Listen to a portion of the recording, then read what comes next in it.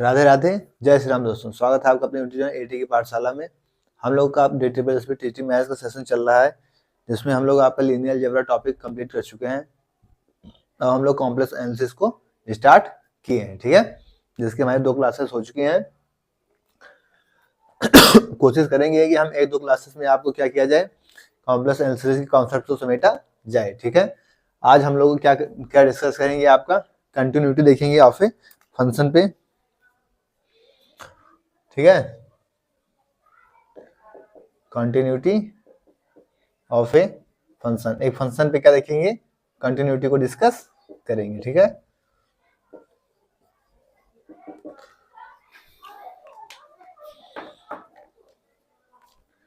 तो इससे पहले हमें क्या देखना पड़ेगा, डेरिवेटिव्स। डेरिवेटिव्स तो आप लोग को पता ही होगा डेरिवेटिव्स होते क्या है, ठीक है। डेरिवेटिव्स जैसे f dash z, f z का डेरिवेटिव क्या हो जाएगा, f dash z equal to क्या हो जाएगा, limit delta z tends to 0 f of z plus में डेल्टा जेड माइनस में एफ ऑफ जेड माइनस में एफ ऑफ जेड माइनस में एफ ऑफ जेड अपॉन में क्या, डेल्टा जेड एग्जिस्ट फाइनाइटली। ये कैसे एग्जिस्ट कर जाएगी, फाइनाइटली जब एग्जिस्ट कर जाएगी तो क्या हो जाएगा हमारा डेरिवेटिव्स कंटिन्यूटी। डिफरेंशिएबल होगा, अगर डिफरेंशिएबल हो जा रहा है, अगर डेरिवेटिव्स हो जा रहा है तो फिर क्या होगा, कंटिन्यू। अगर डिफरेंशिएबल हमारा हो जा रहा है तो कंटिन्यूअस होगा, तो क्या हो जाएगा, कंटिन्यूअस हो जाएगा। बट ऐसा पॉसिबल नहीं कि कंटिन्यूअस हो, वाइस वर्सा नहीं सही है कि कंटिन्यूअस हो तो ये हमारा क्या हो जाए, डिफरेंशिएबल हो जाए, ठीक है। इसकी पॉसिबिलिटी नहीं है। डिफरेंशिएबल होगा तब तो कंटिन्यूअस हो जाएगा, बट कंटिन्यूअस होगा तो डिफरेंशिएबल होगा, ये चीज जरूरी नहीं है। तो हम कंटिन्यूटी देख रहे थे किसका, फंक्शन का, तो उसके लिए क्या डेरिवेटिव्स हमें निकालना पड़ेगा। डेरिवेटिव्स अगर हमारा एग्जिस्ट कर जा रहा है फाइनाइटली तो क्या हो जाएगा, कंटिन्यूअस हो जाएगा, और डिफरेंशिएबल होगा तो कंटिन्यूअस हो जाएगा। बट कंटिन्यूअस है तो जरूरी नहीं है कि वो डिफरेंशिएबल हो जाए, ठीक है। तो नोट करिए, इसके बाद आगे बढ़ते हैं।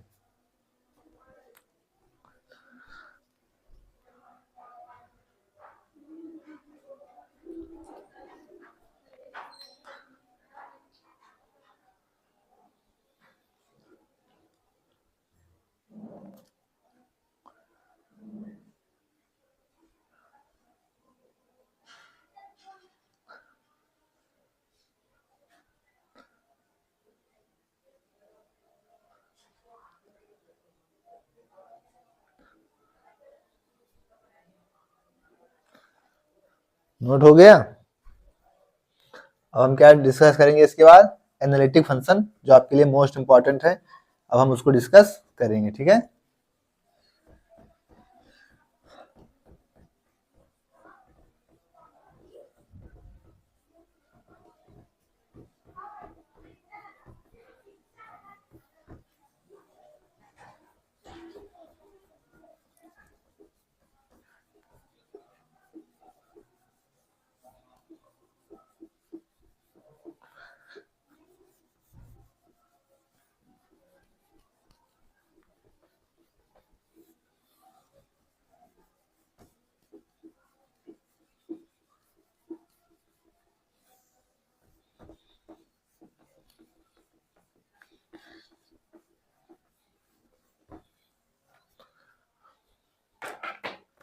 हम डिस्कस करेंगे एनालिटिक फंक्शन के बारे में।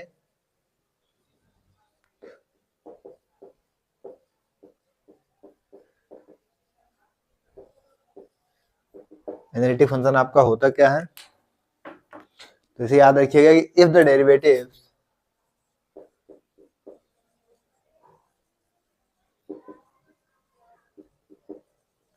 If the F dash Z अगर एग्जिस्ट कर जाएगा, क्या होगा कि अगर डेरिवेटिव आपका डेरिवेटिव एग्जिस्ट कर जाएगा at all points on region r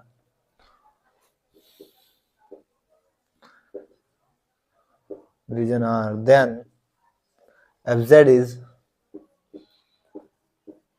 then fz is analytic on R। अगर आपका डेरिवेटिव जो है f dash z एग्जिस्ट कर जा रहा है आल पॉइंट्स पे, किसके आल पॉइंट्स पे, रीजन R के, तो f z क्या हो जाएगा, एनालिटिक हो जाएगा। जाहिर सी बात है, कोई रीजन आपको R दे रखा है, एनालिटिक फंक्शन थोड़ा ध्यान से समझिएगा। कोई फंक्शन अगर आपको R दे रखा, कोई रीजन आपको R दे रखा है, अगर आपको कोई फंक्शन एनालिटिक चेक करना है तो आप क्या देखेंगे, उसके रीजन पे देखेंगे, अगर उसके सभी पॉइंट्स पे आपका f dash z उसका डेरिवेटिव क्या हो जाएगा, एग्जिस्ट कर जा रहा है उसके सभी पॉइंट्स पे, तो फंक्शन आपका कैसा हो जाएगा, एनालिटिक हो जाएगा। ठीक है, डेफिनेशन नोट कर लीजिए। फिर हम क्या करते हैं इसको, फिर हम इसके एग्जांपल को देखते हैं। ठीक है, या इसी को रेगुलर या होलोमॉर्फिक फंक्शन भी कहते हैं। ठीक है, नोट करिए।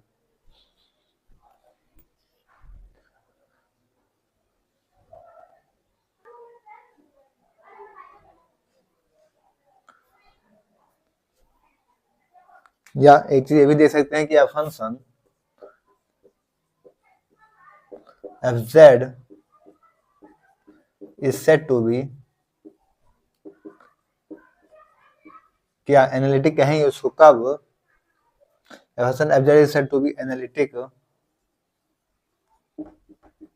at z equal to z naught पे। एक फंक्शन को एनालिटिक कहेंगे z equal to z naught पे if there exists a neighborhood, if there exists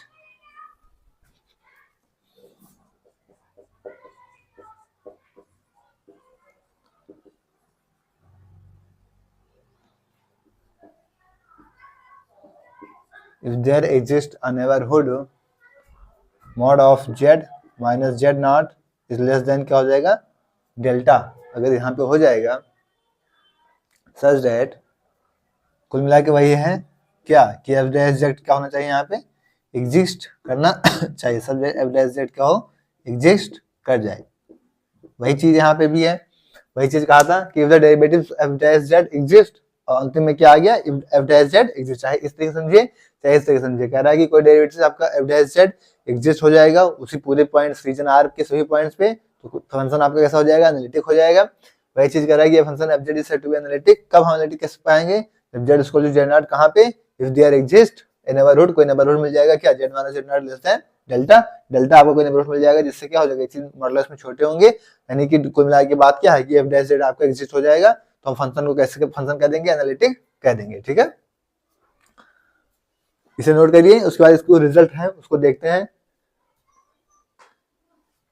कि अगर fz एंड gz क्या है, दो एनालिटिक फंक्शन हैं किसी रीजन R में, fz एंड gz क्या है, दो एनालिटिक फंक्शन है, तो उनकी कुछ प्रॉपर्टीज हैं जिन्हें हम डिस्कस कर लेते हैं। ठीक है, पॉइंट है आपका कि if fz and gz, if fz and gz are two analytic function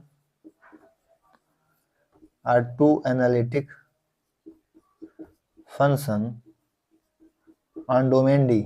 ठीक है, किसी डोमेन D में दो एनालिटिक फंक्शन है आपके क्या, fz एंड gz, तो पहली प्रॉपर्टी आपकी क्या हो जाएगी, fz प्लस माइनस क्या हो जाएगा, gz। ठीक है, दूसरी प्रॉपर्टी क्या हो जाएगी, fz डॉट में क्या हो जाएगा, gz। ये सब चीजों क्या करेगा, वेरीफाई करेगा। तीसरी प्रॉपर्टी आपकी क्या हो जाएगी, fz डिवाइड में क्या, gz, यहाँ पे gz आपका क्या हो जाएगा, gz is not equal to 0। ठीक है, और चौथी प्रॉपर्टी क्या हो जाएगा, k of fz is analytic in domain D। क्या होगा, डोमेन D में जो होगा क्या होगा, k f z क्या हो जाएगा, एनालिटिक हो जाएगा। ठीक है, और analytic function with constant modulus is constant. एक एनालिटिक फंक्शन जो होता है कांस्टेंट मॉडुलस के साथ कैसा होता है, कांस्टेंट होता है। ठीक है, an analytic function with constant modulus with constant modulus is constant. ठीक है, कांस्टेंट मॉडुलस के साथ कैसा होगा, कांस्टेंट होगा। ठीक है, कोई एनालिटिक फंक्शन। तो ये आपकी कुछ प्रॉपर्टीज हैं, इन्हें क्या करिएगा, इन्हें लिख लीजिए अच्छे से और इनको याद रखिएगा। अपने दिमाग में जो एक बार तब रिकॉल करके रखिएगा, ठीक है। नोट करिए, फिर आगे बढ़ते हैं।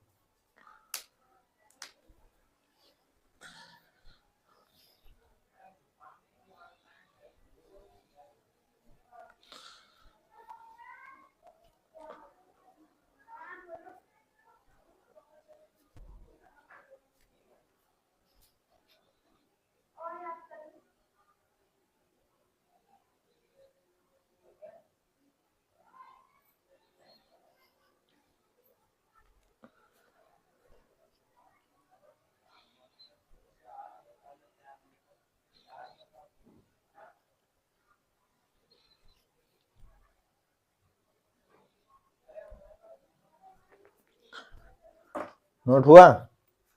अब हम देखेंगे एनालिटिक फंक्शन हो गया हमारा। अब हम किस फंक्शन को देखेंगे? इंटायर फंक्शन को देखेंगे, ठीक है।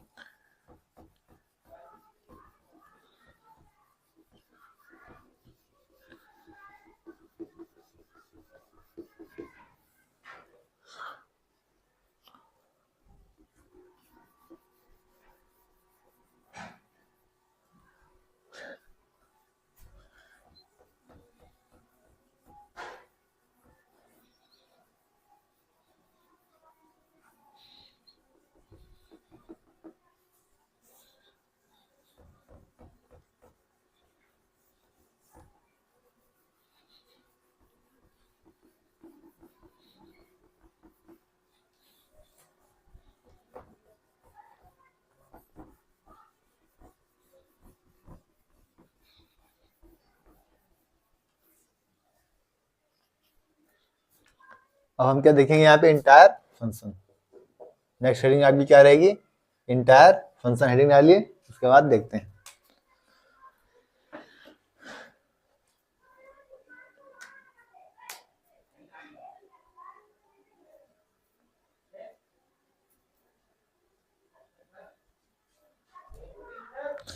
जैसे कि मान लीजिए कोई फंक्शन आपका एफ जेड है, वो पूरे कॉम्प्लेक्स प्लेन पे क्या होगा? अगर एनालिटिक हो जाएगा पूरे कॉम्प्लेक्स प्लेन पे, आपकी क्या हो जाएगा?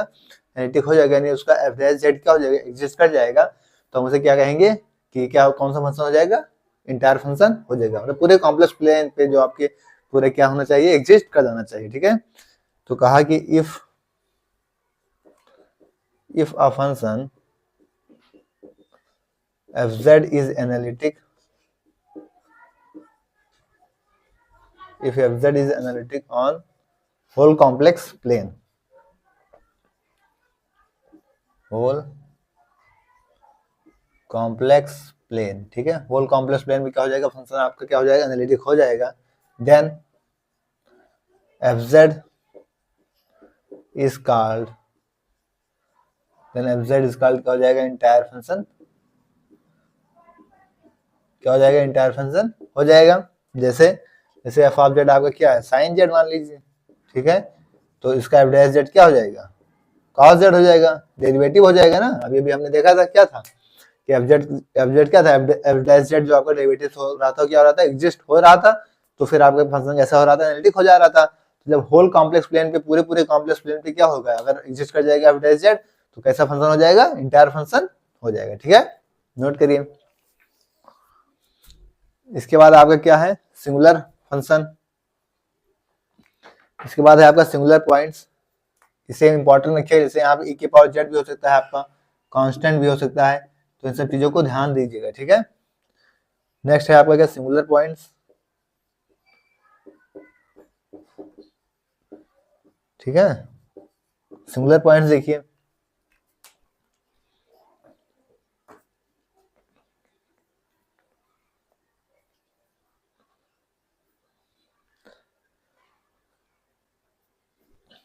ए पॉइंट सिंगुलर पॉइंट्स में क्या होगा कि कोई पॉइंट होगा, जैसे मान लिया कोई जेड नॉट आपके पास पॉइंट है, तो जेड नॉट पे जो है फंक्शन क्या होगा, एनालिटिक नहीं होगा, बाकी उसके सारे नेबरहुड पे क्या होगा, फंक्शन आपका एनालिटिक हो जाएगा। और बस उसी पर्टिकुलर पॉइंट जेड नॉट पे अगर जब नेबरहुड नहीं उसका एनालिटिक नहीं होगा तो फिर फंक्शन आपका कैसा हो जाएगा, वो पॉइंट कैसा हो जाएगा, आपका सिंगुलर पॉइंट हो जाएगा। ठीक है, तो ये डेफिनेशन के रूप में लिखते हैं कि ए point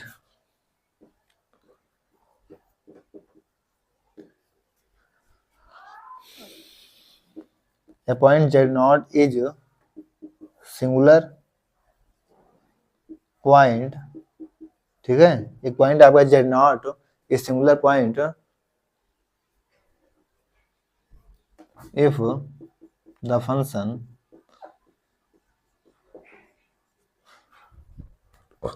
function fz is not analytic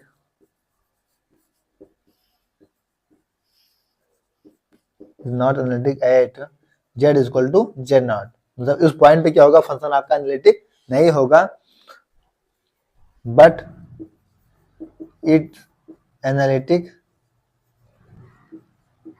it's every neighbourhood, बाकी उसके सारे नेबरहुड पे क्या होगा, वो एनालिटिक होगा। तो इससे क्या हो जाएगा ये, तो उसके सारे नेबरहुड पे क्या हो जाएगा, एनालिटिक हो जाएगा। ठीक है, every neighbourhood of Z not. ठीक है, जेड नॉट के क्या सारे नेबरहुड पे क्या होगा, एनालिटिक हो जाए। मतलब सीधी सी बात है, कोई पॉइंट है आपके पास जेड नॉट, मान लिया हमारे पास कोई पॉइंट है जेड नॉट, तो जेड नॉट पे एनालिटिक ना होकर उसके सारे नेबरहुड पे जब आपका प्लेन क्या होगा, एनालिटिक हो जाएगा, तो वो पॉइंट जो जेड नॉट होगा वो आपका कैसा पॉइंट हो जाएगा, सिंगुलर पॉइंट हो जाएगा। ठीक है, सीधी सी भाषा में आपको ये बताया गया है। और डिमेंशन लिख दी गई है, point Z not is singular point if the function fz is not analytic at z is equal to z naught but it analytic its every neighborhood of z naught। ठीक है, डेफिनेशन के रूप में ये चीज हो गई।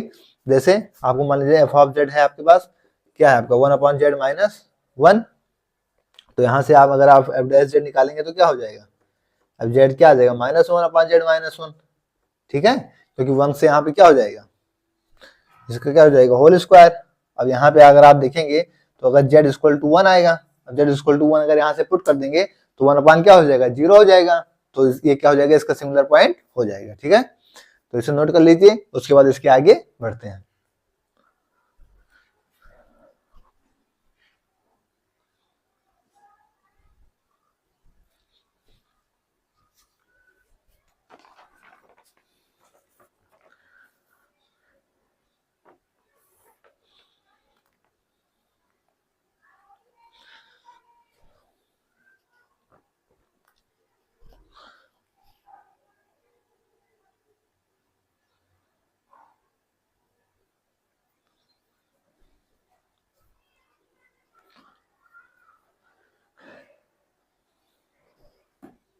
नोट हो गया,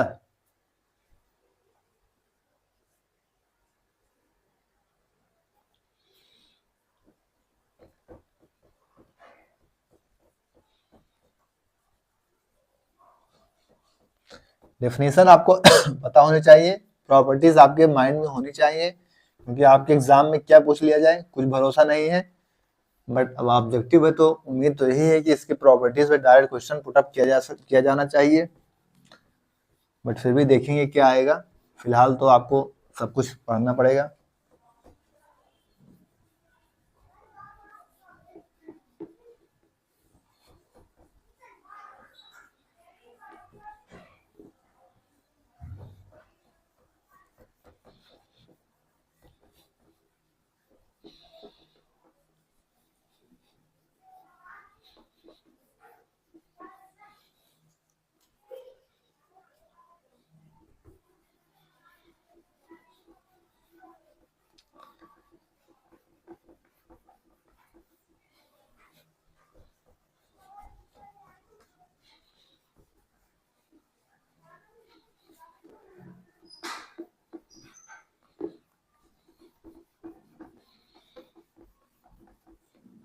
अब हम लोग आपका काशी रीमान इक्वेशन देखेंगे यहाँ पे पोलर फॉर्म में, और तो इसलिए मोस्ट इंपॉर्टेंट है वो आपके लिए, तो थोड़ा सा दिमाग खोल के देखिएगा, ठीक है। यहाँ से क्वेश्चन आपके एग्जाम में डायरेक्ट आ सकते हैं। कॉशी रीमान इक्वेशन, हेडिंग पड़ेगी आपकी क्या, कॉशी रीमान इक्वेशन।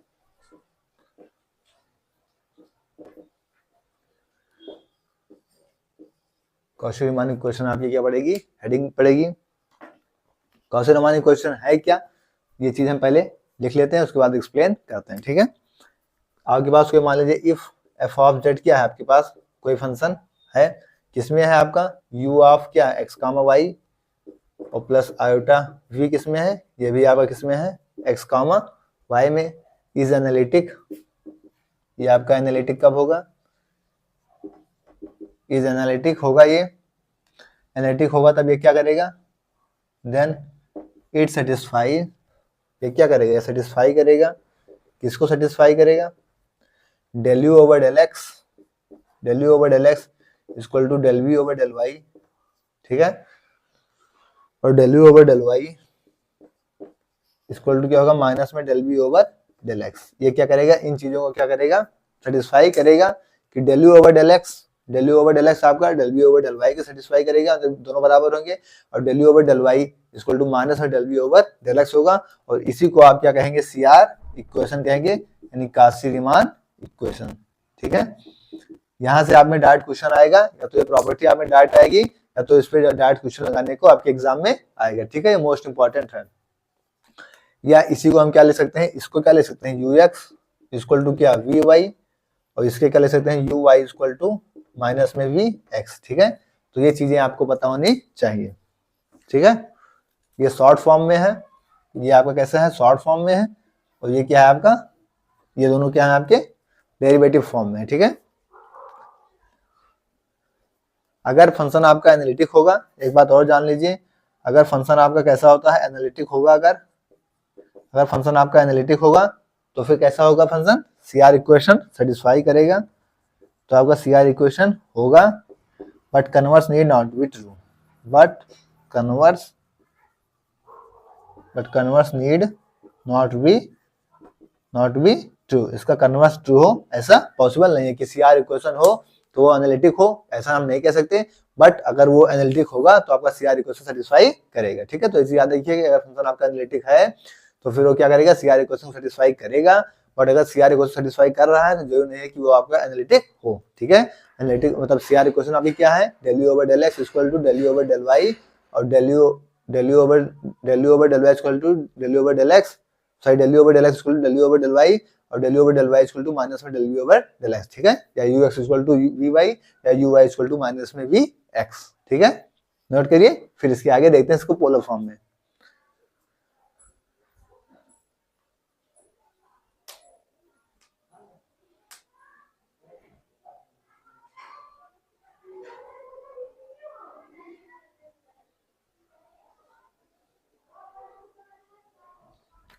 इसको इधर ही लिख ले रहे हैं, तो पोलर फॉर्म में इसी लाइन इसी में ही एडजस्ट कर दे रहे हैं, ठीक है। जिससे आपको एक जगह मिल जाएगा तो फिर दिक्कत नहीं होगी, ठीक है। यू एक्स इक्वल टू क्या हो गया वी वाई, और यू वाई इक्वल टू क्या हो जाएगा माइनस में वी एक्स, ठीक है। तो इन चीजों को याद रखिएगा आप, ठीक है। अब पोलर फॉर्म में जो है उसको हम यहाँ पे डिस्कस कर ले रहे हैं, ठीक है। ये सी आर इक्वेशन है, इसे इरेज कर दे रहे हैं,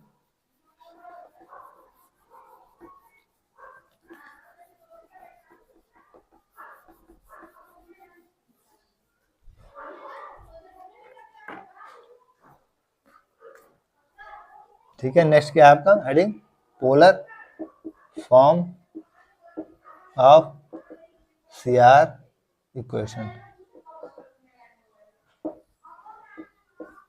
ठीक है। पोलर फॉर्म में सी आर इक्वेशन क्या होगा, अगर आपका एफ जेड क्या है, if f z equal to क्या हो गया यू प्लस आयोटा वी, ठीक है। आपका एफ जेड क्या है u plus iota v, z क्या, यहाँ पे जेड क्या है आपका, वेयर जेड हम लोगों ने क्या देखा था आपका ई के पावर आई थीटा, ठीक है।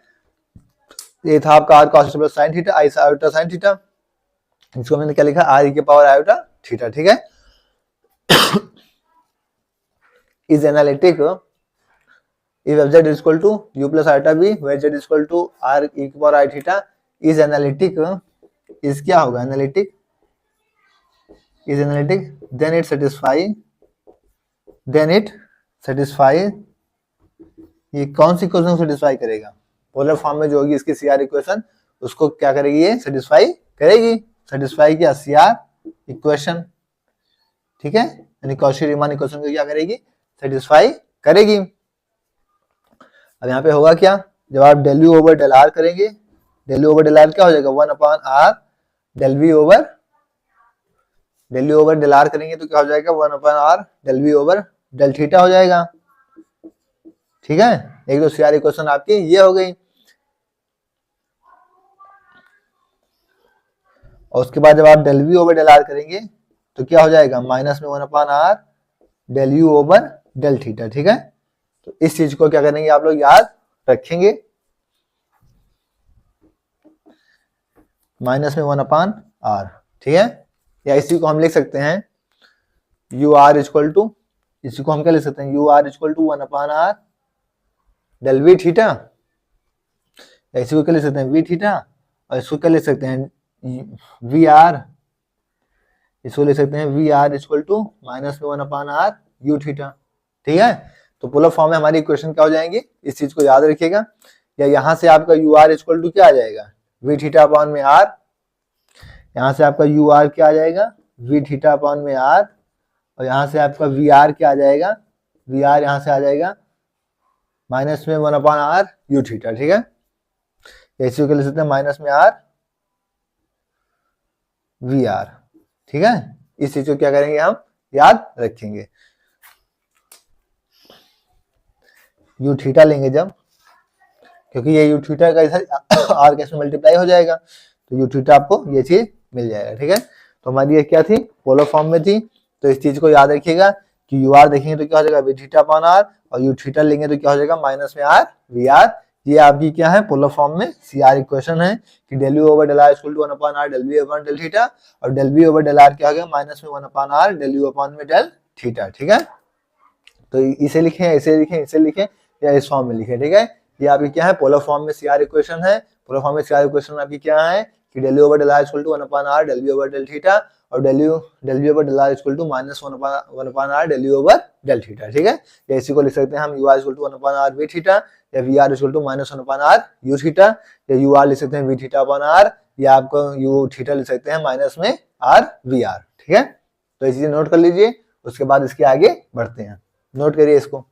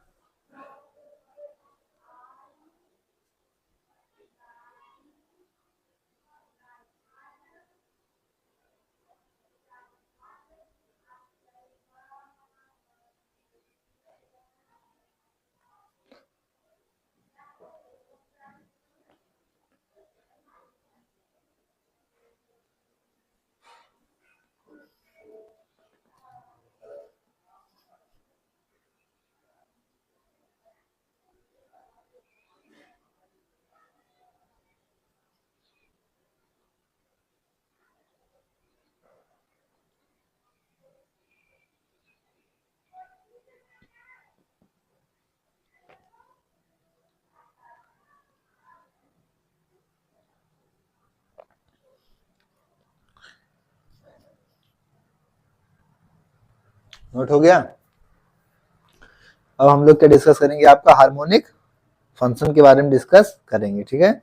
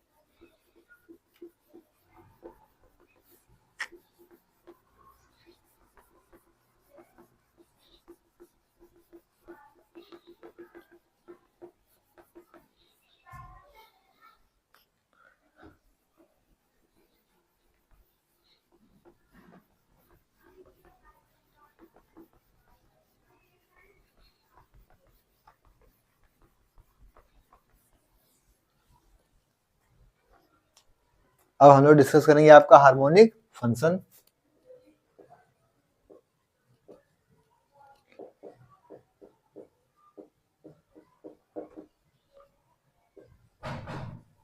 ठीक है,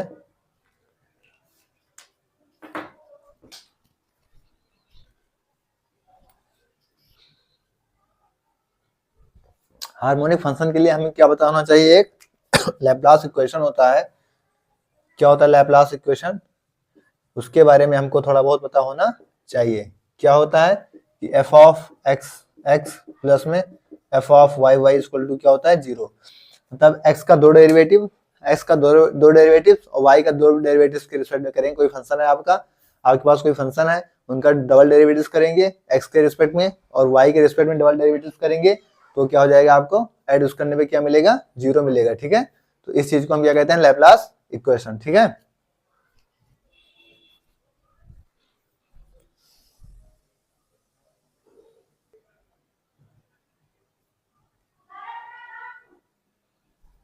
ठीक है, तो ये क्या हो जाएगा, आपका लैप्लास इक्वेशन हो जाएगा। जैसे कि अगर एग्जांपल के थ्रू हम देखें इस चीज को, कि आपके पास एफ ऑफ एक्स वाई, मान लीजिए कोई फंक्शन दे रखा है आपको, क्या x square minus y square. ठीक है, आपके पास ये कोई फंक्शन दे रखा है, इसको हमें लैप्लास इक्वेशन के रूप में देखना है कैसे हो रहा है। ठीक है, तो आप क्या करेंगे, इसका एफ एक्स के रूप में क्या एक बार डेरिवेटिव करेंगे, एफ एक्स करेंगे तो क्या हो जाएगा, वाई तो कांस्टेंट है, वाई का 0 हो जाएगा, एक्स स्क्वायर करेंगे क्या हो जाएगा 2x हो जाएगा। फिर एफ ऑफ एक्स एक्स करेंगे, एक्स का 2 बार करेंगे जब, तो इसका दोबारा डेरिवेटिव हो जाएगा, क्या हो जाएगा 2 तो कांस्टेंट हो जाएगा और एक्स कितना हो जाएगा 1, यानी हमको क्या मिल जाएगा, एक्स मिल गया, मतलब 2 मिल गया। अब हम इसका क्या करेंगे, एफ ऑफ वाई का करेंगे, कि जब एफ ऑफ वाई का करेंगे तो हमको क्या मिल जाएगा, माइनस में 2y, और फिर जब एफ ऑफ वाई वाई करेंगे तो क्या हो जाएगा, डबल डेरिवेटिव करेंगे तो क्या हो जाएगा, -2 तो कांस्टेंट हो जाएगा, y का 1 हो जाएगा, तो कितना मिल जाएगा -2। अब हम जब यहाँ पे एफ ऑफ एक्स एक्स और एफ ऑफ वाई वाई जोड़ेंगे तो क्या हो जाएगा 2 प्लस -2, तो हमको क्या मिल जाएगा, एज इट इज 0 मिल जाएगा। ठीक है, तो इस तरीके से चीजें आपको वेरी करनी है। लैप्लास इक्वेशन क्या कहता है, किसी भी फंक्शन है तो उसका कोई भी फंक्शन दे रखा है आपको, तो उसका डबल डेरिवेटिव x के रिस्पेक्ट में और डबल डेरिवेटिव y के रिस्पेक्ट में हम करेंगे तो हमें इक्वल टू में क्या मिल जाएगा, 0 मिलेगा। ठीक है, तो ये आपका लैपलास इक्वेशन था। ये चीज समझ में आ गई। कह रहा है अगर सेकंड ऑर्डर की partial derivative u and v हो with respect to x and y exist कर जाएगा तो कॉन्टिन्यूअस इन रीजन r होगा, तो डेल स्क्वायर x बटा del square y equal to क्या हो जाएगा आपका 0 हो जाएगा। ठीक है,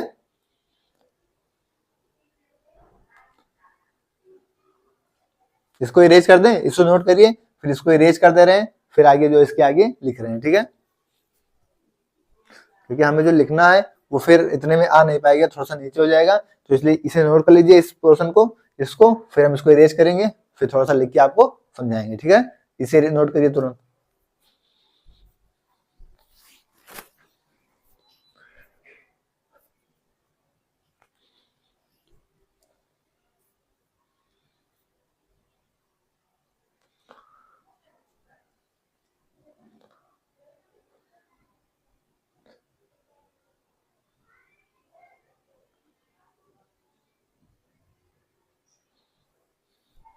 नोट हो गया?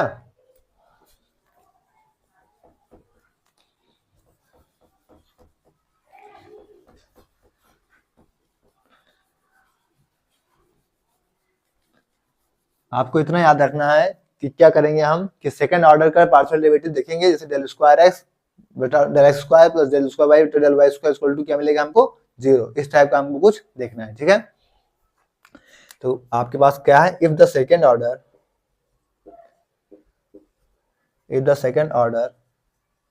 Partial derivative if the second order partial derivative of u and v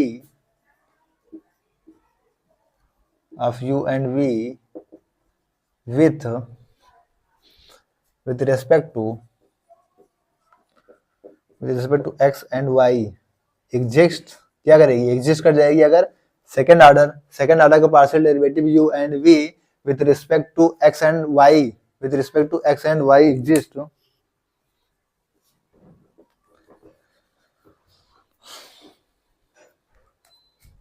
x and y are exist, अगर ये क्या कर रही है x और y के रूप में क्या कर यहाँ से एग्जिस्ट कर रही है, एग्जिस्ट कर जाए एंड आर कंटिन्यूअस, और क्या हो जाए कंटिन्यूअस हो जाए इन रीजन आर। ठीक है, रीजन आर में क्या हो जाएगी, अगर कंटिन्यूअस हो जा रही है देन तो क्या हो जाएगा यहाँ पे कि del square u upon del x square जो भी हम बता रहे थे प्लस में del square u over del y square क्या हो जाएगा इक्वल टू में 0 हो जाएगा, एंड डेल स्क्वायर v में भी यही हो जाएगा कि del square v over del x square plus में del square v over del y square equal to क्या हो जाएगा 0। ये चीज हमको क्या हो जाएगी, मिल जाएगी। ये इसको हम क्या लिख सकते हैं कि del square u equal to क्या होगा 0, यहाँ पे क्या लिख सकते हैं del square v equal to क्या हो जाएगा यहाँ पे 0 हो जाएगा। ठीक है, देन क्या हो जाएगा ये चीज u and v are harmonic, then u and v are क्या हो जाएगी, हार्मोनिक हो जाएगा। ठीक है, सीधी सी बात क्या है आपका, सीधी सी बात है कि हमें सेकंड ऑर्डर का पार्शियल डेरिवेटिव देखना है u एंड v का with respect to x and y, और क्या हो जाएगी कंटिन्यूअस हो जाएंगे, अगर रीजन r में क्या हो जाएंगे कंटिन्यूअस हो जाएंगे तो डेल u स्क्वायर बटा डेल x स्क्वायर बटा डेल u बटा del y square equal to क्या मिलेगा हमको 0 और डेल स्क्वायर v बटा del x square plus del square v upon del y square equal to क्या मिल जाएगा 0। तो यहाँ पे u और v क्या हो जाएंगे आपके हार्मोनिक हो जाएंगे। ठीक है, नोट करिए।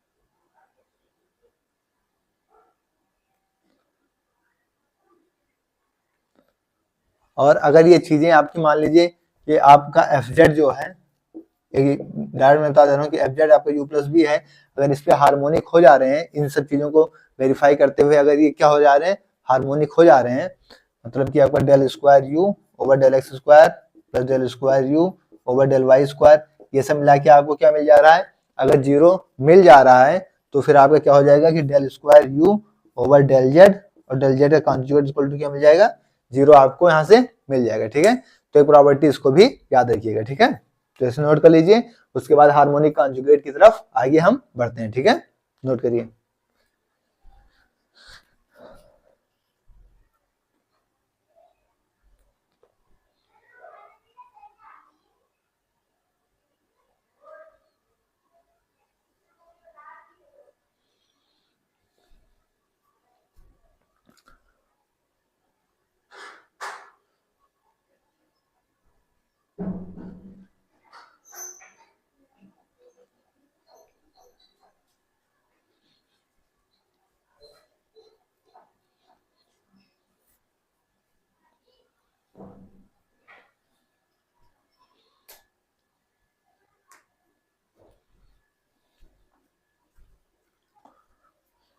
नोट हो गया। हमें क्या देखना है, हार्मोनिक कॉन्जुगेट।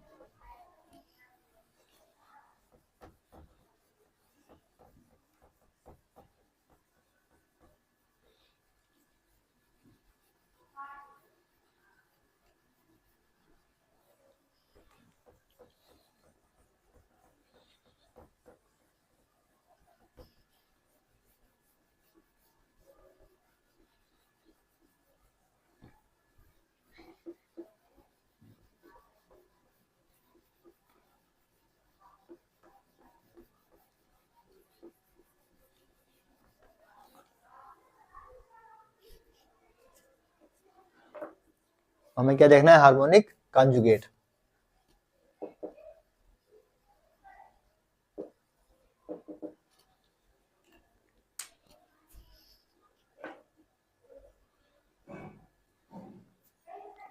हार्मोनिक कॉन्जुगेट में हम क्या देखेंगे, हार्मोनिक कॉन्जुगेट आपको एच एंड जी में हम देखेंगे जब कब, जब एच एंड जी में आपका फर्स्ट ऑर्डर का जो डेरिवेटिव होगा वो हमारे सी आर इक्वेशन में क्या करेगा, सेटिस्फाई करेगा या उसको होल्ड करेगा। ठीक है, फर्स्ट ऑर्डर का डेरिवेटिव आपका C R equation Cauchy Riemann equation को होल्ड करेगा या सेटिस्फाई करेगा, तो आपका कैसा हो जाएगा, हार्मोनिक हार्मोनिक कॉन्जुगेट हो जाएगा। ठीक है, तो ये डेफिनेशन के फॉर्म में देखते हैं। A function g is said to be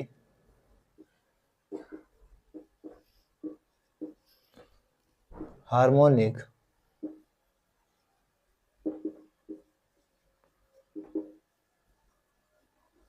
a function g is said to be harmonic conjugate of h कब g जो है h का हार्मोनिक कॉन्जुगेट होगा, कब, if g and h are क्या होंगे, हार्मोनिक होंगे दोनों, harmonic, and if g and h are harmonic and the first order derivative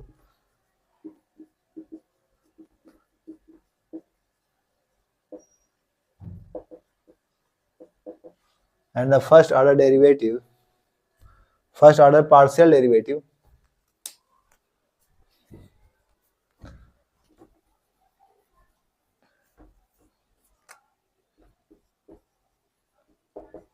first order कौन सा, partial derivatives, first order partial derivatives of h and g satisfy C R equation यानी कि Cauchy-Riemann equation. ठीक है, Cauchy-Riemann equation. जाहिर सी बात क्या है कि function g is said to be harmonic conjugate of h, g को हम कब हार्मोनिक कॉन्जुगेट ऑफ h का कहेंगे, जब g and h are harmonic होंगे, g एंड h क्या होंगे, हार्मोनिक होंगे, and the first order partial derivatives, first order derivatives of h and g satisfies Cauchy Riemann equation. ठीक है, फर्स्ट ऑर्डर जो होगा इनका h एंड g का, वो क्या, किसको आप पार्शियल डेरिवेटिव किसको सेटिस्फाई करेगा, Kashi Riemann equation CR equation satisfy करेगा तो हम क्या कहेंगे, इसको हार्मोनिक कॉन्जुगेट कहेंगे। ठीक है, जैसे आपके पास मान लिया हमने h है और क्या है g, आपके पास क्या है, दो फंक्शन दे रखे हैं, इसका क्या है hx और hy, इसका क्या होगा gx और gy। ठीक है, तो ये क्या होंगे, ये आप क्या क्या क्या करेंगे, इनको पूरे को, ये पूरे आपके सीआर इक्वेशन को क्या करेंगे, होल्ड करेंगे। इनका फर्स्ट डेरिवेटिव क्या होगा, सीआर इक्वेशन को होल्ड करेगा, जब सेटिस्फाई करेगा तो आपका क्या हो जाएगा, ये चीज हार्मोनिक कॉन्जुगेट हो जाएगी। ठीक है, नोट करिए, फिर आगे बढ़ते हैं।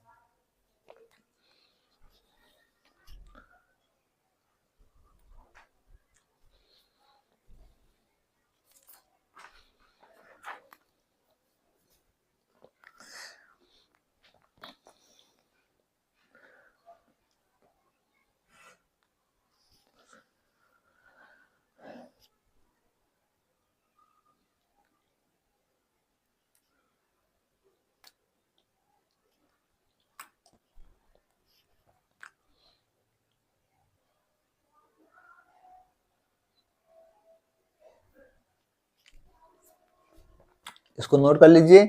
अब इसके आगे हमारे इसके पास तीन रिजल्ट्स हैं, तीन चार रिजल्ट्स हैं, उनको डिस्कस करेंगे, उसके बाद आपका हार्मोनिक कॉन्जुगेट कंप्लीट होगा। ठीक है, तो इसको जल्दी नोट करिए।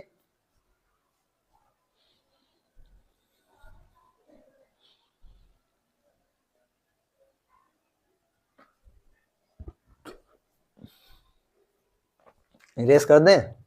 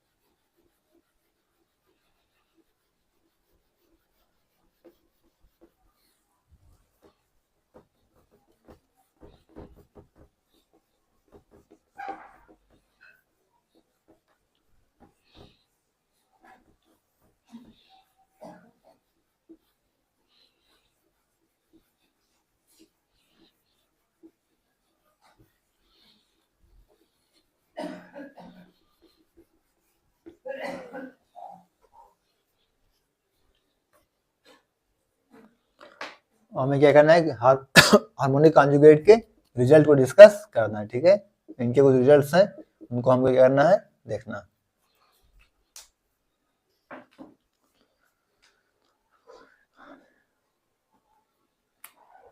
पहला रिजल्ट आपका क्या कह रहा है, पहला रिजल्ट आपका कह रहा है कि आपका कोई फंक्शन दे रखा है f, अगर f equal to u plus i v analytic है, तो एनालिटिक कब होगा, जब उसका हार्मोनिक होगा किसके रूप में, u एंड v का क्या होगा, उसका हार्मोनिक होगा, तो फिर वो आपका कैसा हो जाएगा,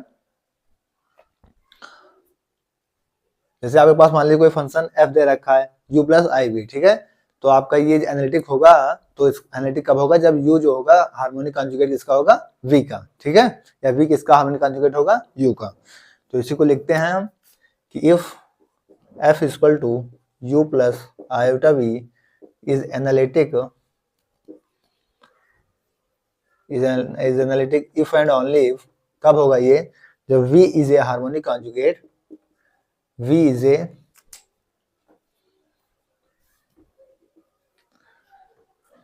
if and only if v is a harmonic conjugate, v is a harmonic conjugate of u, harmonic conjugate of u। ठीक है, कोई फंक्शन आपके पास है f u plus i v, ये एनालिटिक कब होगा, if and only if, condition याद रखिएगा, if and only if v क्या होगा, हार्मोनिक कॉन्जुगेट होगा v का। याद रखिए कि कोई फंक्शन आप f है, वो u प्लस आई वी दे रखा है आपको, वो कब, वो एनालिटिक कब होगा, if and only if v is a harmonic conjugate of v, u जब v आपका हार्मोनिक कॉन्जुगेट होगा u का, तभी आपका f u plus i v क्या होगा, एनालिटिक होगा। इफ एंड ओनली इफ है, कंडीशन याद रखिएगा। ठीक है,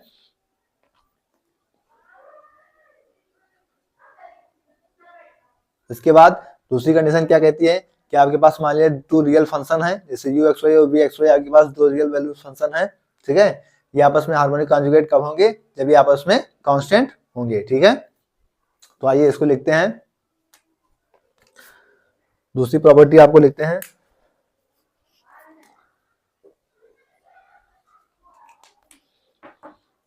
कि to real valued function,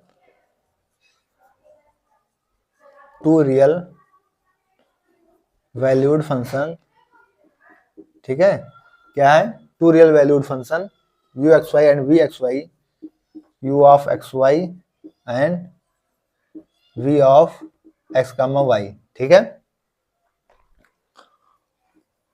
are harmonic conjugate,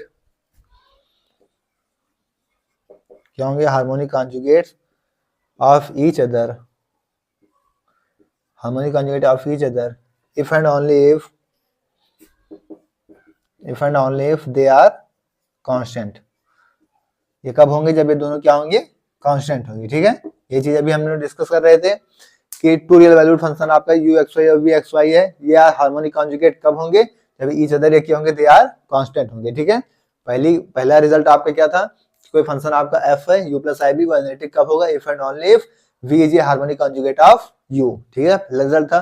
दूसरा रिजल्ट आपका क्या था कि कोई टू रियल वैल्यूड फंक्शन है आपका u x y v x y, ये हार्मोनिक कॉन्जुगेट कब होंगे, ये कब, जब ये दोनों क्या होंगे, कांस्टेंट होंगे, ठीक है, दे आर क्या था, कांस्टेंट, ठीक है। इसके बाद आपका नेक्स्ट रिजल्ट है,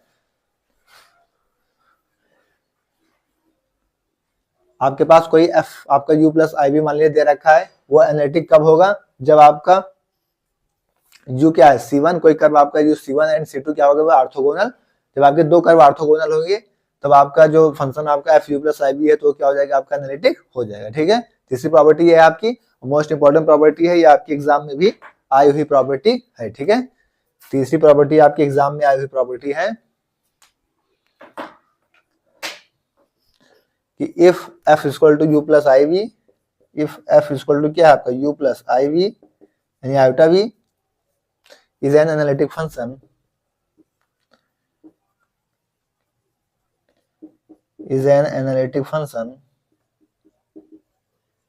ठीक है, then the families of curve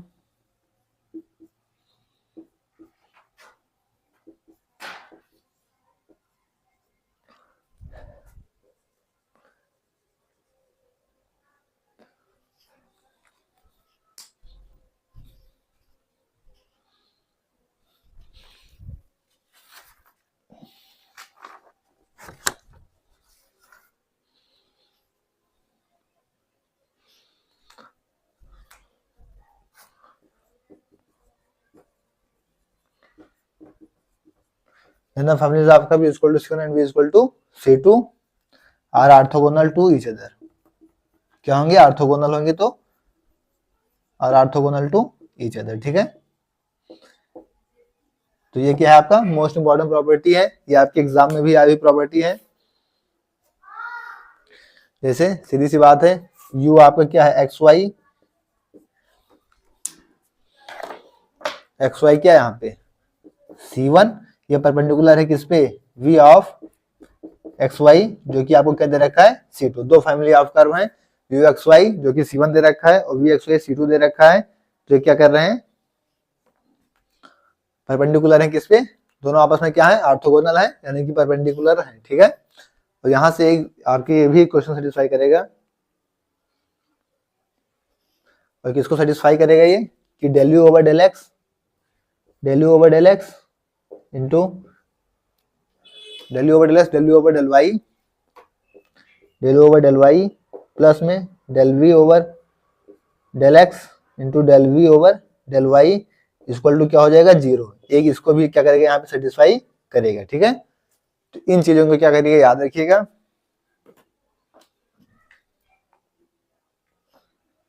एक सेकंड एक mistake,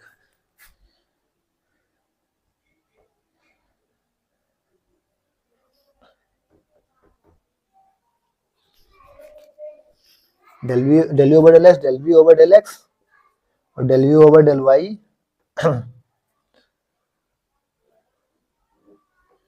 del u over del y और del v over del y equal to क्या, मतलब दोनों x और दोनों y क्या होंगे, इक्वल में जीरो होंगे, ठीक है। और ये आपके DSSB एग्जाम में आया हुआ क्वेश्चन, मतलब पेपर में आया हुआ है, DSSB 2021 में आया हुआ है। ठीक है, कि एफ क्या है आपका u plus i analytic function होगा कब, जब दो फैमिली आपका b equal to c1 and b equal to c2 क्या होंगे, are orthogonal to each other होंगे। जैसे आपका u x y equal to क्या c1 ऑर्थोगोनल किस पे perpendicular v x Y c2। और एक कंडीशन ये भी आप याद रखिएगा कि del u over del x dot में del v over del x plus में del u over del y dot में del v over del y equal to क्या होगा 0। इस इक्वेशन को भी ये सेटिस्फाई करेगा। ठीक है, देन आप नोट कर लीजिए, फिर आगे देखते हैं।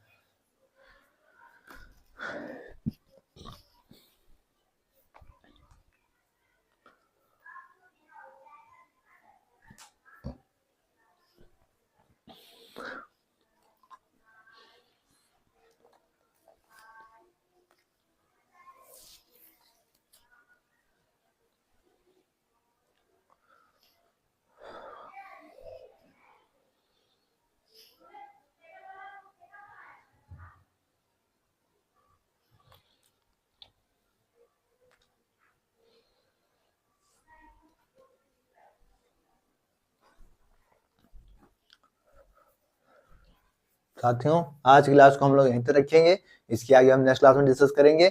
अब शायद 1 या 2 क्लास और कॉन्सेप्ट क्लास की होगी, उसके बाद हमारा क्या होगा कॉम्प्लेक्स एनालिसिस का कॉन्सेप्ट कंप्लीट हो जाएगा। उसके बाद हम क्या करेंगे क्वेश्चन प्रैक्टिस करेंगे। ठीक है, लीनियर अलजेब्रा हम लोग का कंप्लीट हो चुका है।